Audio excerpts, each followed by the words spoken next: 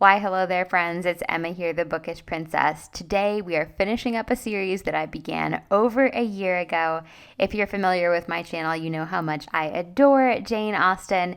And so last year, I started doing some character maps where we looked at all of the different characters in Jane Austen's 6 main novels, also Lady Susan, because Lady Susan is amazing, and figured out how all the characters are connected, the places that they visit, and the family relationships. It felt appropriate to do this month since it is Jane Austen in July. It's so fun to see so much Jane Austen on BookTube and Bookstagram. So if you're rereading some Austen this month and need a little refresher on who's who, you can check out all of my 7 character maps. They're linked in the description. And I also have a playlist of all my Jane Austen videos. So these videos are necessarily a bit spoilery because we are mapping out the characters and the plot. I try to just put the characters on the board in the first half and then get more into the plot in the second half. But really, if you don't want any spoilers, you should probably skip this. To be honest, I'm kind of expecting that anyone who is watching this video has either already read Mansfield Park or is in the process of reading Mansfield Park. One of my very favorite quotations from all of Jane Austen, which you guys will have heard me said before, is from Mansfield Park. Fanny herself says it. "We have all a better guide in ourselves if we would attend to it than any other person could be." And you have a better guide to Jane Austen than any other person can be when you read it for yourself. Her works are just so magical. I meant no slight to Mansfield Park by leaving it for last. I absolutely love this novel. I always think it is so interesting to see how Jane Austen lifts the curtain and starts the book out. In Mansfield Park, we begin by meeting 3 sisters. Miss Maria Ward of Huntingdon, with only £7,000, had the good luck to captivate Sir Thomas Bertram of Mansfield Park. The older sister, we never actually learn her first name, but it's hard to feel sorry for her because it's Mrs. Norris. She marries Mr. Norris, who is a friend of Sir Thomas Bertram. Sir Thomas is able to give his friend the living at Mansfield, meaning that Mr. Norris is the clergyman connected to Mansfield Park.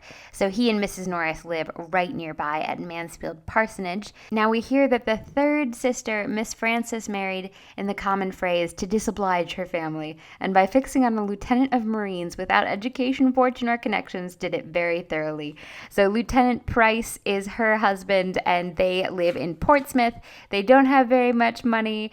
They have a very large and growing family. For a while, Mrs. Price is not friendly with her sisters, but gradually she needs any help she can get. And so she writes a letter to her sister, Lady Maria Bertram, and asks if she can help. The Prices have 9 children. The oldest son is William, and the oldest daughter is Fanny, our heroine. Fanny is very close with her brother William. As for the rest of her siblings, we have Mary, Susan, John, Richard, Tom, Charles, and Betsy. Fanny does not end up seeing much of her siblings as she grows up because when she's about 10 years old, it's decided that she is going to go and live at Mansfield Park and essentially be adopted by the Mansfield Park family to relieve the prices of the cost of at least one of their children. You can see from the chart how many siblings Fanny has. So it was very lonesome for her to go and live in this kind of big, scary house where Mrs. Norris is always reminding her that she is second best behind the children of the house. Sir Thomas Bertram and Lady Maria Bertram have 4 children: Tom, their eldest son, Edmund, Maria, and Julia. At first, as a little girl, Fanny feels very lost in the house, but Edmund takes her under his wing. He helps her write a letter to William. He stands up for her and looks out for her. As the years pass, Mr. Norris passes away, leaving Mrs. Norris a widow. She moves into the White House, which is a short walk away from Mansfield Park. And of course, the Mansfield Parsonage needs a new rector. So a man named Mr. Grant becomes the new pastor. His wife is Mrs. Grant. Some visitors come to stay with Mrs. Grant, and this gets a little bit confusing, so just stay with me. Mrs. Grant's father died before her mother, and her mother ended up remarrying. Her mother remarried Mr. Crawford, and they had 2 children, Henry Crawford and Mary Crawford. So Henry and Mary are Mrs. Grant's half-siblings. Mrs. Grant hasn't seen very much of them because their parents also died, both their shared mother and their father, Mr. Crawford, and Henry and Mary were kind of adopted by their father's brother, Admiral Crawford, and his wife, Mrs. Crawford. We learn that Admiral and Mrs. Crawford, though agreeing in nothing else, were united in affection for these children, or at least were no farther adverse in their feelings than that each had their favorite, to whom they showed the greatest fondness of the 2. The Admiral delighted in the boy, Mrs. Crawford doted on the girl. When we meet Henry and Mary, Mrs. Crawford, so Mary's aunt, has recently passed away. Both Henry and Mary are people of fashion and fortune. They have lived in London in luxury. Henry has an estate called Everingham, and Henry and Mary are around the same age as the children of Mansfield Park. So the years have been passing and they're not children anymore. Now they are all of a marriageable age. Lady Bertram is very indolent and lazy, and she does not like going out to balls, but Mrs. Norris is happy to take her nieces, Maria and Julia, out into the neighborhood and see what eligible young men they can meet. And one of the young men they meet is Mr. Rushworth. He lives at Southerton Court with his mother, Mrs. Rushworth. So we now have all of our main players on the board. I think Mansfield Park is a little different from the other novels in that we meet everybody up front and the roles change a little bit as time goes by and characters come and go. But most of the action takes place at Mansfield Park, and most of it is this same set of people. I feel like in the other novels, usually like halfway through, we meet somebody new, like somebody new enters the picture. So Mansfield Park as a book is a little bit of a different flavor from Austen's other works, but I just think it's so wonderful. So now we're going to get into the connections. This is spoiler territory. You have been warned. Mrs. Norris is hoping for a match between Mr. Rushworth and Maria. Mr. Rushworth is a somewhat empty-headed young man, but he is very rich, and Maria has been brought up to think of it as a duty to get herself a rich husband. So she manages to secure Mr. Rushworth. Her father, Sir Thomas Bertram, is actually away from home seeing to business at this time, and he brought his son Tom with him. Tom has been gambling quite a bit, and so Sir Thomas is a little worried and isn't paying attention, isn't on hand as his daughters are trying to find husbands and as the Crawfords arrive. Henry Crawford is extremely charming. All of the young ladies in London have been falling for him and trying to hook him as a husband, but he has eluded all of them.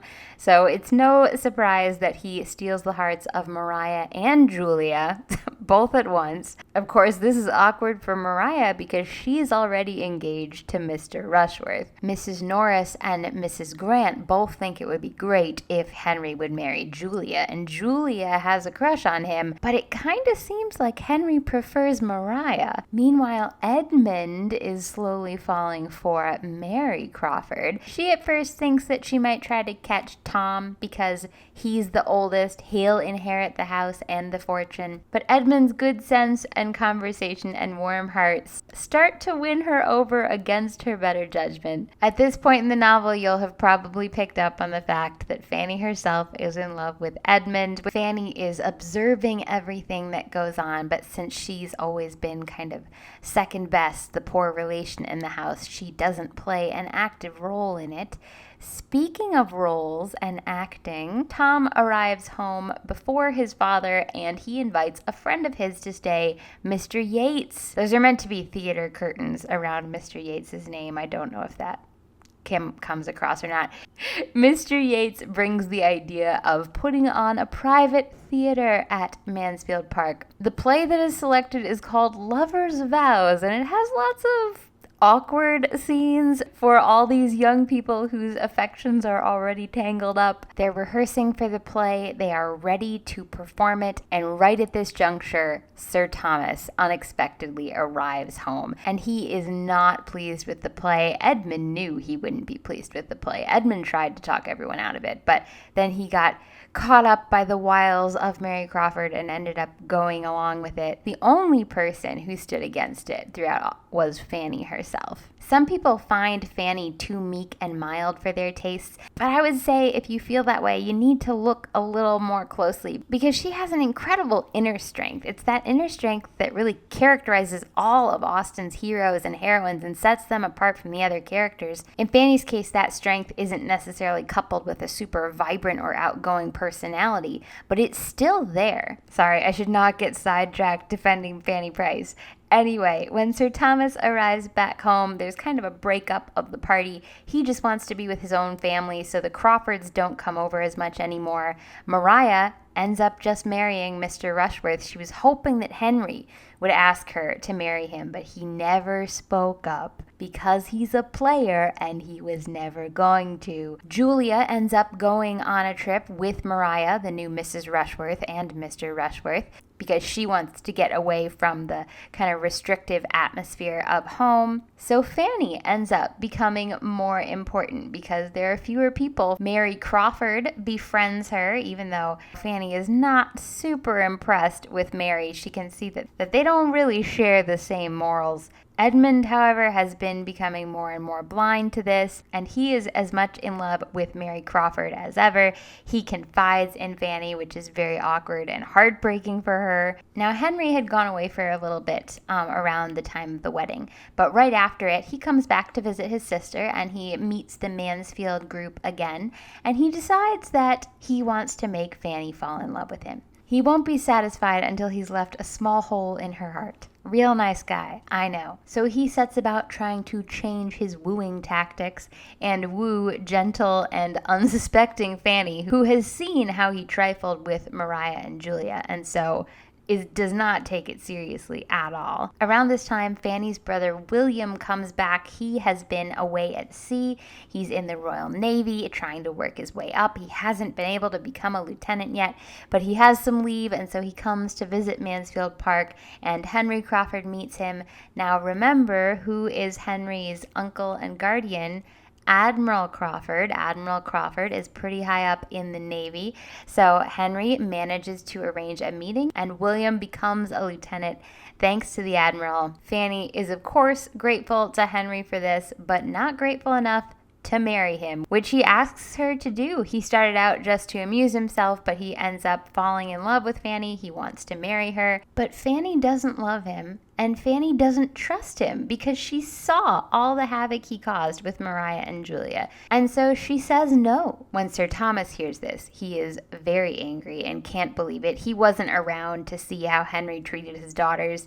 He just sees that a rich and charming young man wants to marry Fanny. Here Fanny comes from a poor family. She's the poor relation. How on earth can she be saying no? I like how measured Jane Austen is when she shows us her characters. She always points out both their good points and their bad points. Sir Thomas isn't a bad guy. He's thinking along more worldly and practical lines than Fanny, but he doesn't force her to accept Mr. Crawford. He hopes that she will change her mind, and when William goes back to Portsmouth, he decides that Fanny should go back to Portsmouth and visit her family. She hasn't been to visit them for about 10 years. And Sir Thomas kind of hopes that by being back in the realm, she was born in, a very different world from the world of Mansfield Park, he hopes that she'll realize kind of what she's giving up by refusing Mr. Crawford. None of Jane Austen's other heroines really prove their mettle on the same level as Fanny, because here she's going back to what is almost poverty in Portsmouth. The house is completely in disarray. The cutlery is never clean. There's incessant noise. Her father is drunk half the time. Going into that living situation would probably send most people running into Mr. Crawford's arms. But Fanny sticks to her principles. Mr. Crawford does seem to be persevering in his suit. He comes and visits Fanny at Portsmouth. He is luckily not disgusted by her family. Although then again, he never comes into their house. So to go back to our Mansfield characters, whenever I do these character maps, the plots, I always feel like it's hitting fast forward and you just skip over so many wonderful things. But this is just the overview. You're obviously reading it yourself. This is why I love rereading Jane Austen, because there's so many little lines and subtle touches that you don't even notice until the 5th or 6th time you've read it. Those little touches are what make the magic of Jane Austen, but today's video is more of a bird's eye view and less about the fine brush on ivory. Back at Mansfield, Tom Bertram has fallen seriously ill. He was out with his gambling buddies. They weren't taking care of him. They didn't bother to help him when he got sick. It got worse, and his life is in danger. So remember how Mary Crawford and Fanny formed a kind of friendship back at Mansfield. Mary sent Fanny a few letters, which was very awkward because Fanny knew that Mary just wanted her to show them to Edmund. Their courtship has still been a will she, won't she, will he, won't he, because their principles just don't really line up. Edmund is going to be taking orders and become a priest, and he takes his faith and moral responsibilities very seriously. Mary Crawford does not, but they really like each other. So Fanny has basically been resigned to the fact that probably Edmund is going to marry Mary Crawford. When Mary hears that Tom is ill, she is secretly delighted, because one of the big things that has stood between her and Edmund is that he's just going to be a parson and he won't have much money. She wants somebody who has a lot of money. And of course, if Tom dies, Edmund would inherit Mansfield Park and the money and the title. So Tom getting ill is a major development, and then the other major development happens in London. Mrs. Rushworth is the belle of the ball and the queen of the season. She has a rich husband, a great house, but she never did get Henry Crawford, and Maria did fall in love with Henry. Henry ends up meeting her again in town, and of course she cuts him dead. She doesn't want to have anything to do with him. But we know from his experience with Fanny that Henry likes a challenge. He still loves Fanny and hopes to marry Fanny, but he doesn't like that Maria won't flirt with him the way she did before. So he sets himself to win Maria back over, and the flirtation reaches such a pitch that they end up running away together. Maria leaves Mr. Rushworth, leaves her husband, and goes to be Henry's mistress, basically. Naturally, this causes a huge scandal. To cap it all off, Julia ends up running away and getting married to Yates. Edmund meets up with Mary one last time in town and realizes finally just how different and incompatible their viewpoints are, because Mary is not at all horrified by the Maria and Henry situation and just wishes that they had kept it quiet.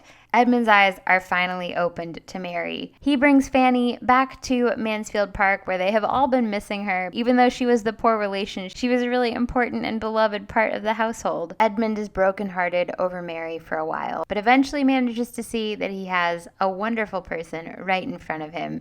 Fanny has loved him all along. He falls in love with Fanny, and they get married. As you read Mansfield Park, there is a very high probability that you will be swept away by Mr. Crawford because he is very charming. Jane Austen actually indulges in a short what-if paragraph as she wraps things up. I'm with Jane, though. I love her ending, but I have to admire her skill as an author in leaving her readers enough freedom to wish for a different ending. Well, there we have it. We have mapped out Mansfield Park. We've now mapped out all of Jane Austen's major novels. I hope you guys have enjoyed this series. Don't forget to cite me if you reference these videos for any scholarly projects. Give this video a thumbs up. Make sure you're subscribed. I post new videos every single week and new reading vlogs at the end of every month. I hope you have a magical and a bookish day, and I'll talk to you again soon. Bye.